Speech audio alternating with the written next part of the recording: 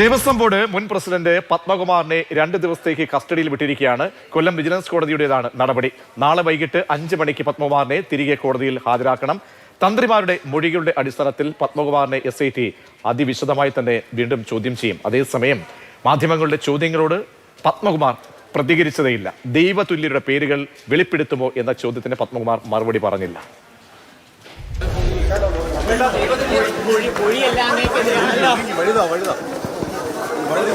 മൊഴിയല്ലേ എതിരാണല്ലോ, അങ്ങേക്കെതിരാണല്ലോ. ഉദ്യോഗസ്ഥരുടെ മൊഴി എതിരാണ്. ദൈവതുല്യരുടെ പേരൊക്കെ ഇനി പറയോ? ദൈവതുല്യരായി കാണുന്നവരുടെ പേരിനി പറയോ?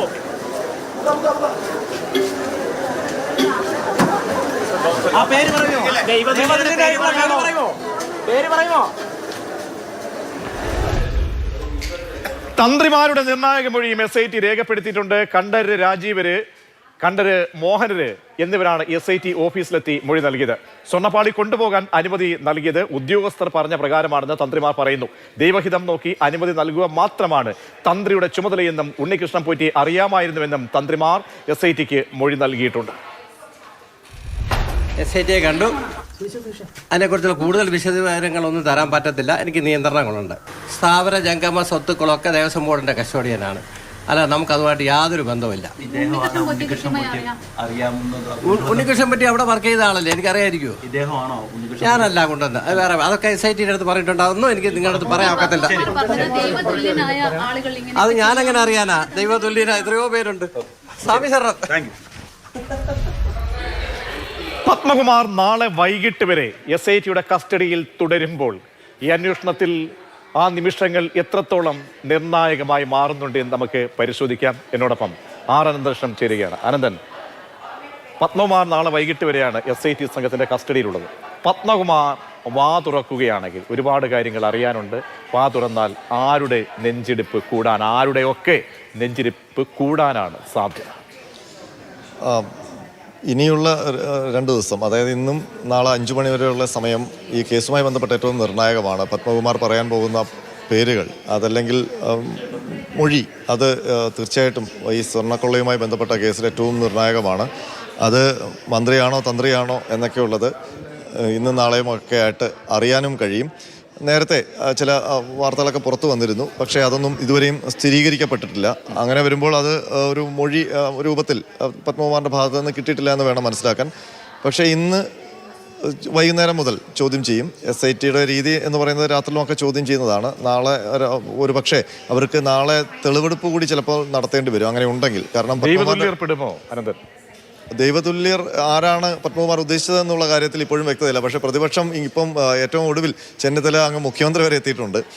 പക്ഷേ ഇന്നിപ്പോൾ നമ്മൾ നേരത്തെ അതിൻ്റെ വ്യാഖ്യാനം വന്നത് തന്ത്രിമാരെ സംബന്ധിച്ചായിരുന്നു. അപ്പോൾ 2008 സംഭവ വികാസങ്ങളുമായി ബന്ധപ്പെട്ടുള്ള മൊഴിയാണ് ഈ, അല്ലെങ്കിൽ 2008 മുതലുള്ള മൊഴിയാണ്, സംഭവവികാസങ്ങളാണ് അവർ ചോദിച്ചതെന്ന് തോന്നുന്നു. അതുകൊണ്ടാണ് മോഹനരെയും രാജീവരെയും വിളിച്ചിരിക്കുന്നത്. അപ്പോൾ അവർ രണ്ടുപേരും കൊടുത്ത മൊഴി നേരത്തെ തന്നെ രാജീവർ പറഞ്ഞ ഏകദേശം അതേ കാര്യങ്ങൾ തന്നെയാണ് പറഞ്ഞിരിക്കുന്നത്. പക്ഷേ അതിന് വിരുദ്ധമാണോ പത്മകുമാർ പറയുന്നത്? അതല്ലെങ്കിൽ പത്മകുമാർ കുറച്ചുകൂടി സ്ഥിരീകരിക്കാവുന്ന രീതിയിൽ ഈ മൊഴിക്ക് വിരുദ്ധമായി എന്തെങ്കിലും പറഞ്ഞാൽ ഒരു പക്ഷേ വീണ്ടും തന്ത്രിമാരെ വിളിപ്പിക്കേണ്ടി വരും.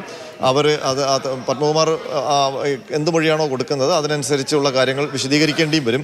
ഏതായാലും ഒരു കാര്യം ഉറപ്പാണ്. ഒരു കാര്യം ഞാൻ ചോദിച്ചോട്ടെ, കാരണം പലപ്പോഴും ഈ അർദ്ധവിരാമം, അതായത് സെമികോളൻ ഇട്ടുകൊണ്ടാണ് പല പ്രതികരണങ്ങളും പത്മകുമാറിന്റെ കണ്ടത്.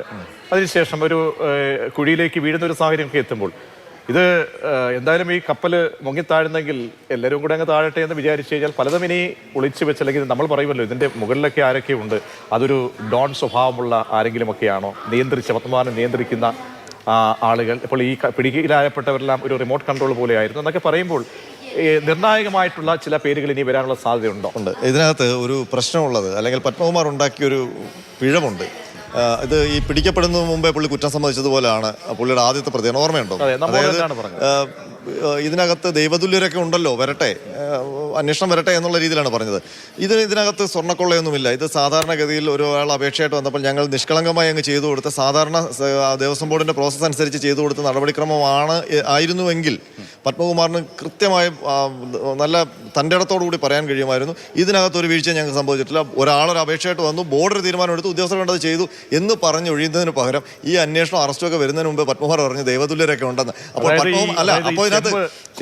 എന്ന് പറഞ്ഞ ആദ്യം സ്വയം കുഴി തോണ്ടിയതുപോലെ ഇതിലും ഈ അതെ പ്രതികരണം അതെ അതുപോലെ അതെ അതെ പത്മകുമാർ അന്നേ പറഞ്ഞു ദൈവതുല്യരുണ്ടെന്നൊക്കെ പറഞ്ഞു വെക്കുമ്പോൾ പത്മകുമാറിന് അറിയത് കൊള്ളയാണെന്ന്. അപ്പോൾ പത്മകുമാറിന് ഈ കൊള്ളയെക്കുറിച്ച് അറിയാവുന്നത് നേരത്തെ തന്നെ അദ്ദേഹത്തിന്റെ ചില സൂചനകൾ അദ്ദേഹത്തിന്റെ പ്രതികരണങ്ങളിൽ കൂടെ തന്നെ അറിയാനോ അറിയാതെ വരുത്തിയിട്ടുണ്ട്. അപ്പോൾ കൃത്യമായിട്ടും ആ കൊള്ള നടന്നു എന്നുള്ള അദ്ദേഹത്തിന് അറിയാം, കൊള്ളയ്ക്ക് കൂട്ടുനിന്നും അദ്ദേഹത്തിന് ഏകദേശം അറിയാം. അതുമായി ബന്ധപ്പെട്ട തെളിവുകൾ SIT ശേഖരിച്ചിട്ടുണ്ട്. അപ്പോൾ ഈ കൊള്ളയ്ക്ക് നിർദ്ദേശം നൽകിയത് ആര്, കൊള്ളസംഘം ആര് എന്ന് പത്മകുമാർ തീർച്ചയായിട്ടും ഇന്നു മുതൽ നാളെ 5 മണി വരെയുള്ള സമയത്തിനകം SITക്ക് ചൂണ്ടിക്കാണിച്ചേ മതിയാകൂ. ഒരു കാര്യം അതിനകത്ത് ആരൊക്കെ പെടും എന്നുള്ളതാണ്. ഈ നഷ്ടപ്പെട്ട മുതൽ സ്വർണം അത് തിരികെ എത്തിക്കുന്നതിൽ അതാണല്ലോ നമുക്ക് വേണ്ടത്. എല്ലാവരുടെയും ഒരു ആഗ്രഹവും അതാണ്. ആ പോയിന്റിലേക്കാണ് എത്തേണ്ടതും ഈ അന്വേഷണം. അതിന് പത്മകുമാറിന്റെ ഇന്നത്തെ ചോദ്യം ചെയ്യൽ വഴിത്തിരിവാകുമോ? തീർച്ചയായിട്ടും. കാരണം ഇപ്പോഴും നമുക്കറിയില്ല ശബരിമലയിലെ അയ്യപ്പസ്വാമിയുടെ ചൈതന്യം ഉൾക്കൊള്ളുന്ന ആ ഉരുപ്പടികൾ എങ്ങോട്ടാണ് പോയതെന്ന്.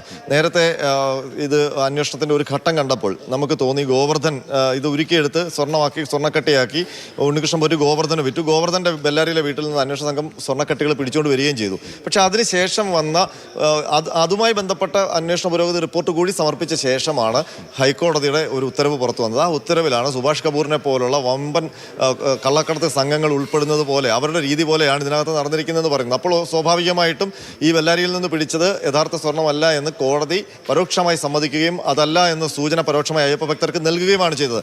അപ്പോൾ ഉറപ്പായിട്ടും ഇത് വേറെ എവിടെയോ പോയിട്ടുണ്ട്. ആ പോയ സ്ഥലം കണ്ടുപിടിക്കുക എന്നുള്ളത് പത്മകുമാറിലൂടെ സാധിക്കും, അല്ലെങ്കിൽ പത്മകുമാറിന്റെ മൊഴിയെടുത്ത് പിന്നീട് ഉണ്ണികൃഷ്ണൻ പോറ്റിയിലൂടെ പോകുമ്പോൾ അത് സാധിക്കും എന്നാണ് നമുക്ക് മനസ്സിലാക്കാൻ കഴിയുന്നത്. ഇതൊരു സീക്രട്ട് അന്വേഷണമാണ്, രഹസ്യ രേഖകളാണ് കോടതിയുടെ പക്കലുള്ളത്, അന്വേഷണ സംഘം കൊടുത്തിരിക്കുന്നത്. അതിലെ വിശദാംശങ്ങൾ പുറത്തു വന്നിട്ടില്ല.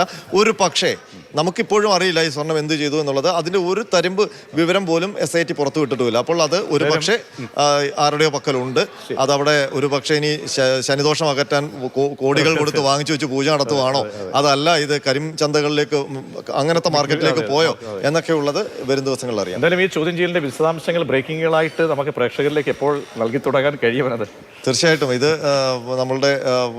നമ്മൾ കൃത്യമായി ഇത് ഫോളോ അപ്പ് ചെയ്യുന്നുണ്ട്. ഇനിയിപ്പോൾ ഉള്ളത് ഒരുപക്ഷെ അയ്യപ്പ ഭക്തരൊക്കെ കാത്തിരിക്കുന്ന വിവരങ്ങളാണ് ഇനി വരാനുള്ളത്. അപ്പോൾ അത് സ്വാഭാവികമായിട്ടും അത് നമുക്ക് അത്തരം വിവരങ്ങളും സൂചനകളും ഒക്കെ കിട്ടുകയും അത് സ്ഥിരീകരിക്കുകയും അതിന്റെ ആധികാരികത ഉറപ്പുവരുത്തുകയും ചെയ്തിട്ട് കൃത്യമായ വാർത്തകൾ മാത്രമേ മാതൃഭൂമി ന്യൂസ് ഇതുവരെ കൊടുത്തിട്ടുള്ളൂ.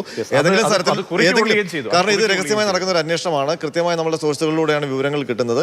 ഒരു പക്ഷേ വിവരങ്ങളിൽ ചില കൺഫ്യൂഷൻ ഉണ്ടെങ്കിൽ ആ വിവരങ്ങൾ നമ്മൾ കൊടുക്കാറുമില്ല. അതിലൊരു ഉറപ്പ് വരുന്നത് വരെ നമ്മൾ മനുഷ്യരെ വെറുതെ ആരോപണ വിധേയരാക്കിയിട്ട് പിന്നീട് നമുക്ക് ഒഴിഞ്ഞു മാറാൻ കഴിയില്ലല്ലോ. അപ്പോൾ അതിൽ ആധികാരിക വരുത്തിയിട്ട് മാത്രമേ നമ്മൾ വിവരങ്ങൾ കൊടുക്കാറുമുള്ളൂ. ഇതുവരെ അങ്ങനെയാണ് തുടർന്നത്, ഇനിയും അങ്ങനെ ഉണ്ടാകും. തീർച്ചയായും. അപ്പോൾ നമുക്ക് കാത്തിരിക്കാം എന്തൊക്കെയായിരിക്കാം പത്മകുമാർ ഈ നിഗൂഢതയുടെയൊക്കെ തന്നെ കെട്ടഴിക്കുമോ ഈ അന്വേഷണ സംഘത്തിന് മുന്നിൽ.